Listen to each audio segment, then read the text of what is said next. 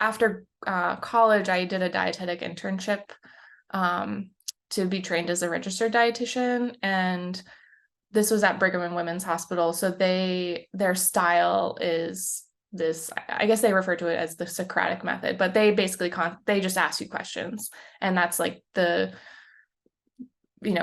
explain this, to what's your plan here, and everything kind of is around this question oriented training, and I felt that it helped me really think a bit more carefully and critically about what it is that I'm doing and learning, and especially in like this internship is 11 months, and so in a very short amount of time you have to learn a lot.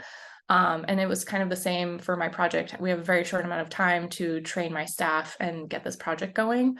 And so I figured, okay, let's try this.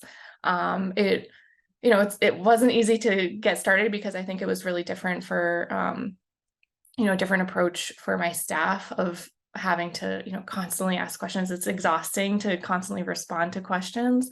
But I think it helped in two ways. I think it did help like get everybody kind of up to speed quicker. I mean, I don't have a comparison to say that it was quicker than another way, but they got up to speed and the trainings went pretty smoothly. But I think the second thing is that because I was asking so many questions, and if people get things, I don't want to use the term wrong, but if there's room for correction or some comment and critique, I think everybody became more comfortable as that went on, because it's not a reflection of themselves personally or their work. It's just a normal way of learning. And they also, I encourage them to ask me questions as well, because I am not an expert in everything, and especially, needed to rely on their perspectives as to what's working, what's not in this context that like they're more familiar with culturally